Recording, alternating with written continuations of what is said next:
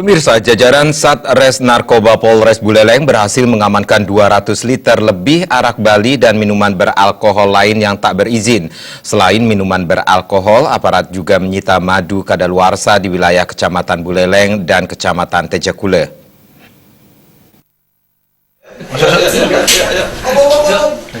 Dari 200 liter lebih arak Bali yang berhasil diamankan, dari 5 lokasi berada di Desa Bondalem dan 1 di Desa Tejakule, Kecamatan Tejakule. Tidak hanya jenis arak Bali yang diamankan, Sat Narkoba juga mengamankan minuman beralkohol jenis whisky dan vodka yang sudah kadaluarsa serta madu. Atas temuan tersebut, barang bukti langsung diamankan Polres Buleleng. Nantinya, Sat Narkoba Polres Buleleng akan terus melakukan penertiban dan pemeriksaan terhadap para penjual miras ilegal guna mewujudkan kondisi keamanan dan ketertiban di masyarakat. Apalagi menjelang Natal dan Tahun Baru yang tinggal sebulan lagi.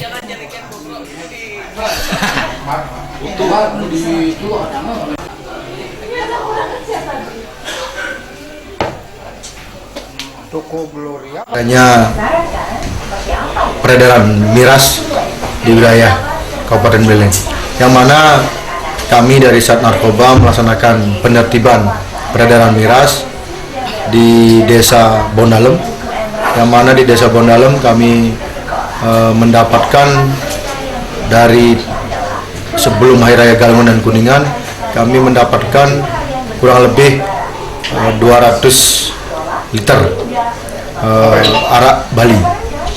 Kemudian 2 hari yang lalu kami menyasar kembali di wilayah kota di salah satu toko di Singaraja, di toko Glory.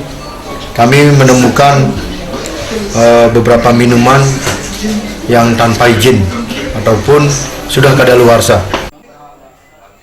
Terhadap tersangka penjual minuman keras tanpa izin disangkakan dengan Perda Kabupaten Buleleng nomor 9 tahun 2016 tentang pengendalian minuman beralkohol dengan ancaman hukuman pidana kurungan paling lama 3 bulan. Sementara penjual miras kadaluarsa disangkakan dengan pasal 90 ayat 2 nomor 141 Undang-Undang RI nomor 18 tahun 2012 tentang pangan dengan ancaman hukuman pidana penjara paling lama 2 tahun.